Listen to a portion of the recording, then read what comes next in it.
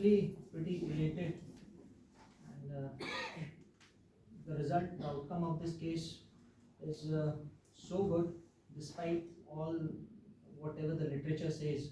The literature says so bad about the disease. The prognosis is so bad, and still we could sail through. And all thanks to the trust that was bestowed on us as part of the patient family and the patient himself. Actually, because for us as a cardiac team, we do, very major cases, and in every case we explain the risk of death to the patient. In that case, it becomes very important for the patient and their family to have a major trust on us.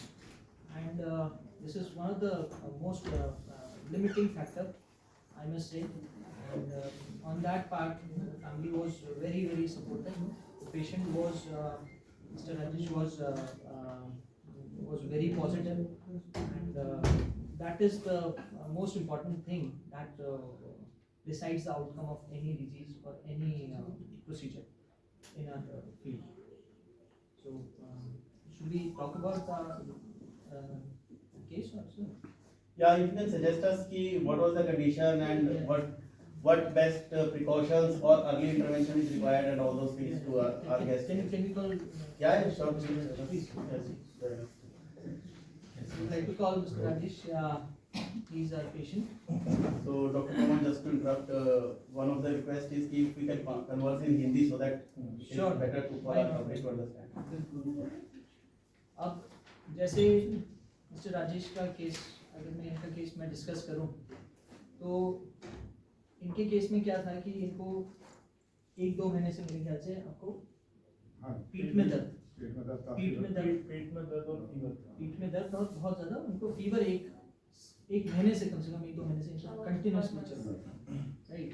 अब 1-2 महीने से बुखार चल रहा है इनको। Actually doctor Amitabh को आने थे, आज मेजबान नहीं करता। He also had a major role in treating the patient post-op and even pre-op. तो 1 महीने तक कंटिन्यूस फीवर चलना, दिन में 3-4 बार बुखार आना, दवाइयाँ चलनी, उसके बाद फीवर कम होना। और आप खुद इमेजिन कीजिए, अगर हमें 1 हफ्ते तक भी अगर बुखार रहता तो हमारी क्या हालत हो जाती है। पेशेंट को 1-2 महीने तक कंटिन्यूस बुखार है, और उस बुखार का हम कॉज ढूंढ रहे थे कि कॉज क्या है, कहाँ से है। कल्चर कराए, 10 चीज़ें, कई चीज़ें कराई, and that is the time when I was involved. उससे पहले डॉक्टर अमिताभ ही देख रहे थे। तो इनका एक ना पहले एडमिशन में एक सीटी स्कैन हुआ था। सीटी स्कैन में एक ऐसा आया था कि जो इनकी आयोटा है, जो आर्टरी हार्ट में से निकलती है और जो बाकी शरीर को खून देती है, उसमें वो खुली हुई थी, उसका डायमेंशन थोड़ा बड़ा हुआ। अब लेकिन बुखार क्योंकि परसिस्टेंटली आता है, तो उसमें हम लोग प्रेफर ये करते हैं कि सर्जरी इमीडिएटली ना की जाए, क्योंकि उस दौरान अगर वो टिश्यू अगर ख़राब है या ऑलरेडी अगर मरीज को बुखार आ रहा है, तो उसमें आउटकम अच्छा नहीं होता। इसीलिए हमने वेट किया। फीवर इनका काफ़ी सबसाइड हुआ, फिर ये घर चले गए। घर जाके भी इनका फीवर ठीक था, बट एक दिन फिर इनको रात को अचानक से पसीना बहुत ज़्यादा आना, ये सब ऐसा। बैक एक बहुत ज़्यादा कंप्लेन कर रहे थे, नीचे लोअर बैक एक, और बहुत घबराहट सी महसूस हुई। उस दौरान ये फिर इमरजेंसी में लेके आई फैमिली, और इमरजेंसी में लाके जब इनका पहली बार जो ब्लड प्रेशर देखा गया, वो करीब 50 या 60 के आसपास था। नॉर्मल ब्लड प्रेशर 120/70, 60-80 के आसपास होता है। इनका ब्लड प्रेशर जो रिकॉर्ड हुआ था, दैट वाज अराउंड 50-60 के आसपास, ऊपर वाला होता है। और जो हीमोग्लोबिन की रिपोर्ट आई, वो करीब 5 या 6 के आसपास थी। तो इतना हम लोगों को सस्पेक्ट हो गया था कि कुछ ना कुछ अंदर ब्लीडिंग हुई है मेजर। फ्लूइड चढ़ाया गया, एक ब्लड दिया गया, इस दौरान एक सीटी स्कैन किया गया। सारी चीज़ें बड़ी जल्दी जल्दी हुई, और सीटी स्कैन में पता चला जो वो नस फूली हुई थी, उसका जो पीछे वाला हिस्सा है, जैसे कि नस यहाँ से अगर जा रही है, उसका जो पीछे का हिस्सा है जो स्पाइन के साथ लगता हुआ है, वहाँ पे एक छेद हो चुका था, और उस छेद के वजह से जो खून का रिसाव बाकी टिश्यू में हो गया था, वो पूरा ब्लड फैल गया था, जिस वजह से ऑल ऑफ सडन हीमोग्लोबिन 5 से 6 पहुँच गया, 50-60 का बीपी आ गया। ऊपर वाले का शुक्र है कि वो ब्लीडिंग जो है कंटेन हो गई एक जगह, वो रुकी कहीं ना कहीं। अगर वो एकदम ही पूरी पूरी फ्री स्पेस में अगर पड़ जाता तो कोई मरीज जिंदा नहीं बचता।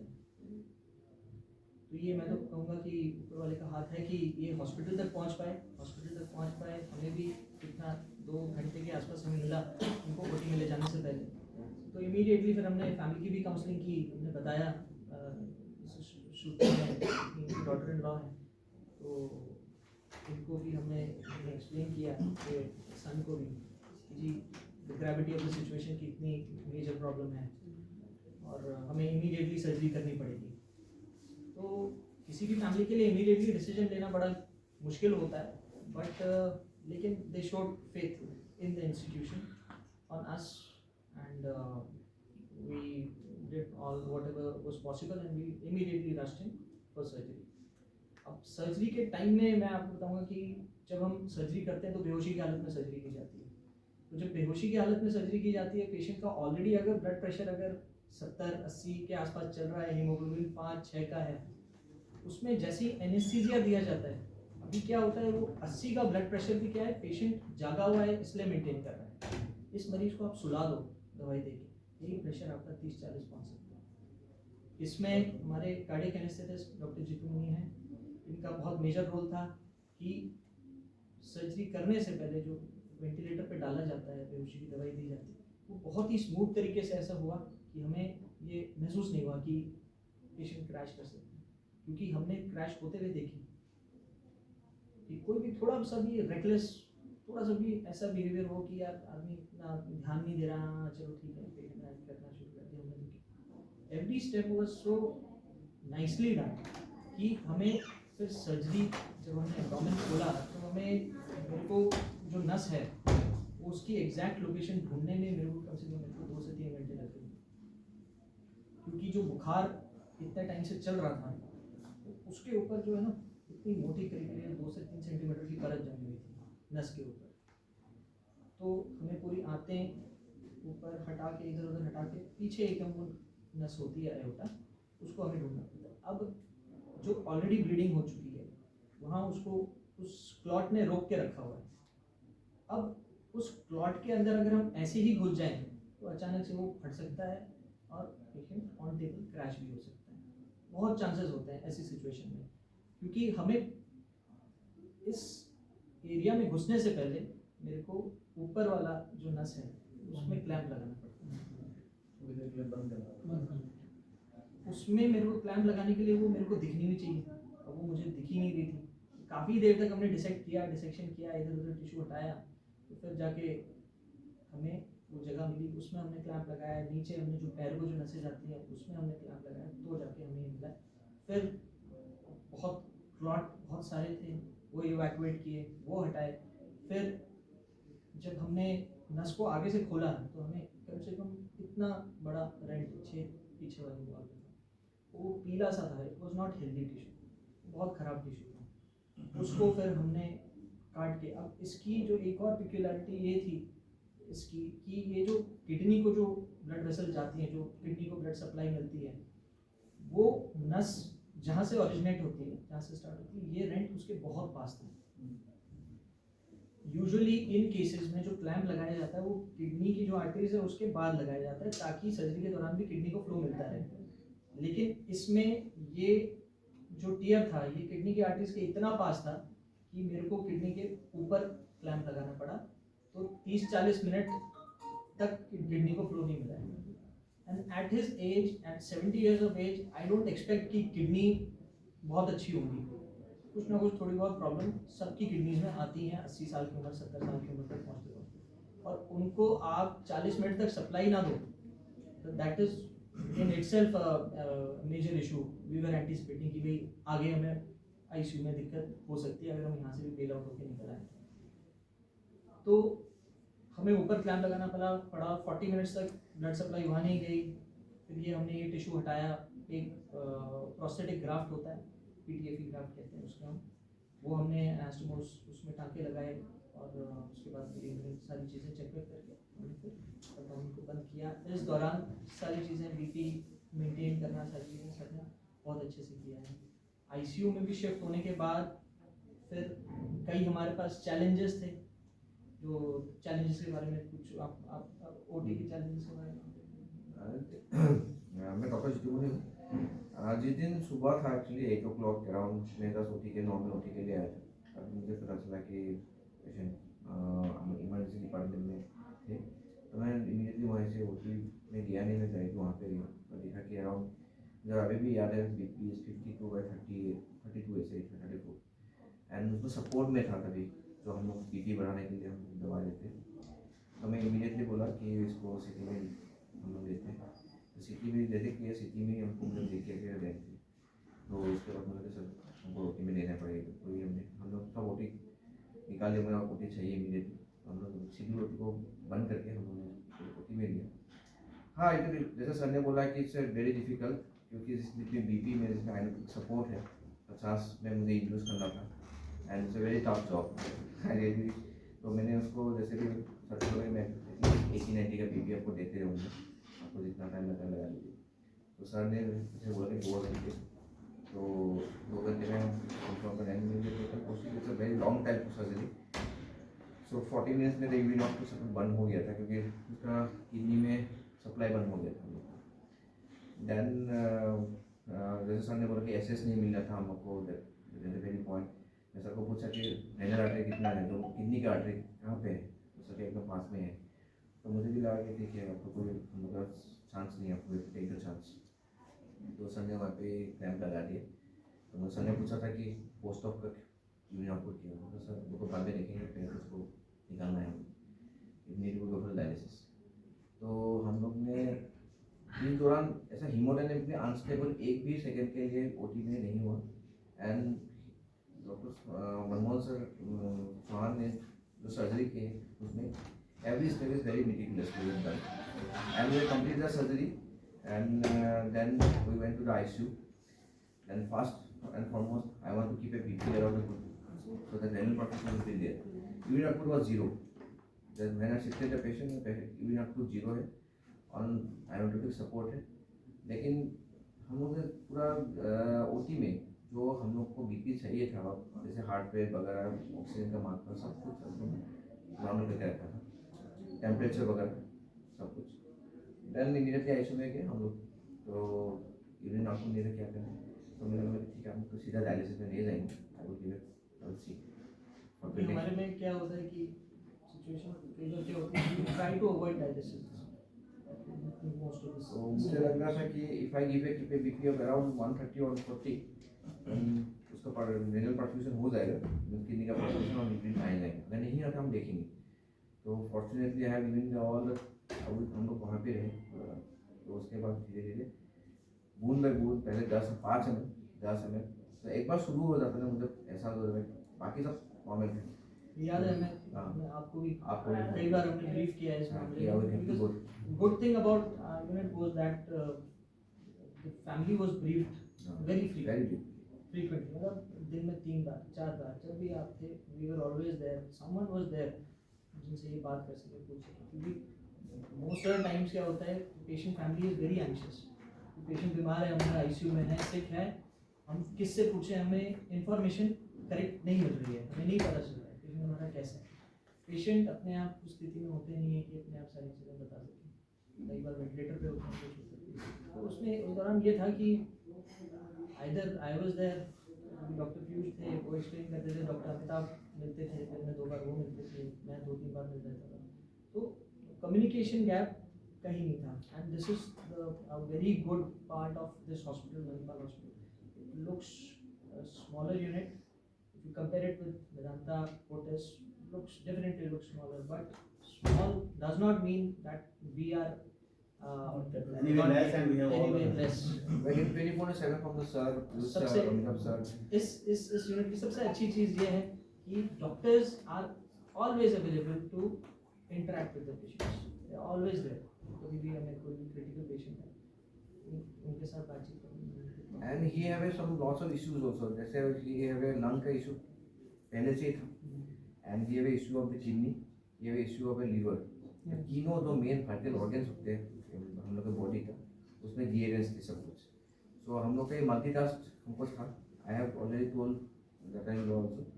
तो लेकिन जैसे वो यूरिन आना शुरू हो गया एंड मैंने देखा कि कितने बाद में वो होश में आ गया। मैंने होश में लेके आया उसको अराउंड 6 और 7 आवर्स के बाद। तो मैंने उसको वेंटिलेटर में हम रखेंगे, हम कल लिखेंगे। तो वही 2 days, 1 day we keep him on ventilator. Then we extubate the patient. And a positive thing is he is very positive person. कभी भी ऐसा नहीं सर आपको दर्द है, नहीं कुछ दिक्कत है, कुछ भी नहीं बोला। तो जितना है वो बोला, minimum he is very positive. तो we have done it nicely and specially I have to thanks to Piyush sir. So he have supported me a lot during this critical period. उसने अपना सजेशन दिया, हम लोग ने मतलब कंबाइंड डिसीजन लिया है हम लोग ने, उनका सर थे। So it's a joint effort from all of us to revive it this person. And generally when I take the patient, I forgot what percentage I have. Around 95% is the mortality rate. Around 95%. My seniors say that it's a very critical city. They are all from Medanta and I have consulted all them also, but the case is very critical. But they have said you just do it very nicely in your own way. So thank to the God. कितना rarest case था sir ये, मतलब आप तक के अपने experience में? It is very rare ma'am. मैं आपको बताऊँ, अगर जैसे हम आयोटिक एन्यूरिज्म बोलते हैं, एन्यूरिज्म का मतलब ये है कि ये एक आर्टरी जो है उसका एक पर्टिकुलर एक नॉर्मल साइज डायमेंशन होता है। तो जो ये वाली आर्टरी होती है इसका डायमेंशन 1.5 to 3 सेंटीमीटर के आसपास होता है। इतना नॉर्मल रेंज वेरी करती है 1.5 to 3 सेंटीमीटर। एनीवेयर अगर ये 3 सेंटीमीटर से ज़्यादा बड़ी होती है आर्टरी तो उसको एन्यूरिज्म करार दिया जाता है कि ये एन्यूरिज्मल आर्टरी है। 3 सेंटीमीटर से अगर बड़ी है या कोई भी नस बॉडी की अगर है, चलिए इसका तो 3 सेंटीमीटर से ऊपर है, या गर्दन की नस है या कोई भी किडनी की नस है, अगर वो अपने एक नॉर्मल हायर लिमिट वाले डायमेंशन से 50% ज़्यादा अगर बढ़ा हुआ उसका साइज है तो उसको एन्यूरिज्म कहा जाता है। एक लिमिट होती है एन्यूरिज्म की भी। अगर यही आर्टरी की मैं बात बोलूँ, अगर ये एक नॉर्मल सेटिंग में अगर मान लीजिए इनको बुखार नहीं आ रहा होता, कोई हम अगर इन्फेक्शन अगर सस्पेक्ट नहीं कर रहे होते, तो इसको ऑपरेट करने की जो लिमिट होती है that is more than if it is more than 5 or 5.5 centimeters. इनके केस में we had to do it in just 3.5 centimeters also because it is a mycotic aneurysm. Mycotic aneurysm का मतलब ये हुआ कि शरीर में कहीं इन्फेक्शन था, ब्लड में इन्फेक्शन था, और वो जो इन्फेक्शन है वो आर्टरी की वॉल में जाके बैठ गया। वो इन्फेक्शन फिर वो आर्टरी की वॉल को खाता रहा, उस आर्टरी को उसने खराब कर दिया, और एक दिन ऐसा आया कि वो नस पूरी फटी। तो ये इतना अनकॉमन है कि अगर मैं टोटल एन्यूरिज्म भी बताऊं कि जितने भी एन्यूरिज्म के केसेस है जिसमें आर्टरी आयोटा की एब्डोमेन वाली आर्टरी अगर बड़ी भी होती है, उसमें माइकोटिक एन्यूरिज्म का percentage is just 0.3%, just 0.3. That is how rare it is. And if you go through the literature, then mortality is very high. It is like 99%. आपके अपने एक्सपीरियंस में आपने इस तरह के कितने केस डील किए? Mycotic aneurysm, this is my first case. First. Aneurysm, we do it regularly. Aortic aneurysm like हमारा बेंटाल सर्जरीज होती है, हमारी आर्टरी हार्ट में से जो नस निकलती है वो बड़ी हो जाती है। आयोटिक डिसेक्शन जो होता है वो कई बार मेजरली होता है, बीच बीच में कई पेशेंट्स होते हैं। लेकिन जो माइकोटिक एनेुरिज्म है, दिस इज द रीजन क्या है सर इसका? इन्फेक्शन, बॉडी में इन्फेक्शन सर। आप तो बोला था 2 महीने से उसका फीवर से आ रहा था, लेकिन all required antibiotics and all this. So continuously fever था इनको 6 जुलाई से 102 103 एंड उसका मेन कुछ मिल ही नहीं रहा था। ऑलरेडी सारे स्कैन्स हो गए थे बट कॉज मिल ही नहीं रहा था। तो अभी जो पेशेंट हैं जैसे अब तो नॉर्मल हो चुके हैं, तो अभी क्या प्रिकॉशंस ले रहे हैं फिलहाल, ये थोड़ा बताइए, क्योंकि आफ्टर जो ऑपरेशन जो भी सर्जरी हो ये बहुत इंपॉर्टेंट रखता है कि अभी क्या प्रिकॉशन उन्हें रखना होता है अपनी लाइफ में। देखिए इनको मैंने जैसे आपको बताया कि मल्टी ऑर्गन इश्यूज थे। हाँ, ऐसी भी इस बीमारी के साथ जिस पेशेंट को मान लीजिए इनकी तो 70 ईयर के आसपास से बीमारी, हाँ, अगर ये मैं एक जवान आदमी भी लाके खड़ा कर दूं इस बीमारी के साथ, उसके भी सर्वाइवल चांसेस बहुत कम। हाँ, बिल्कुल। इनकी उम्र में तो मल्टी ऑर्गन डिसफंक्शन हो चुका था। अच्छा, इनकी किडनी बढ़ गई थी, हाँ। इनके लिवर के एंजाइम्स बढ़ गए थे, इनके बॉडी में ब्लड में अमोनिया लेवल इतना बढ़ गया था, लंग्स भी कोलैप्स कर गए, लंग्स भी एक बार कोलैप्स हुए थे। तो lungs, liver, kidney, it is just one thing that was working nicely, that was heart. अच्छा, and that is probably what saved us. How many days he was in OT? In emergency and ये ICU, और दूसरा ये कि ये rupture पहले हुआ था या जिस दिन ये आए उस दिन हुआ? रप्चर जिस दिन आए उसी दिन। So it was matter of few hours. It was matter of few hours. I think morning 4 o'clock. Morning 7 o'clock. हाँ, I this called was the time. ambulance, no? I And called I think मुझे ambulance. फिर तो OT से 10 मेरे ख्याल से o'clock. 11 हाथ 10:30 हाँ। was the OT. और इमरजेंसी में कितने दिन थे? इमरजेंसी नहीं है, फिर आईसीयू में शिफ्ट करते ICU में? हैं। फिर आईसीयू में शिफ्ट करते हैं। आईसीयू में मेरे ख्याल से 15 दिन के आसपास आईसीयू में 15-16 days in ICU. कि इतनी सारी चीज़ें इश्यूज चल रहे थे सारे।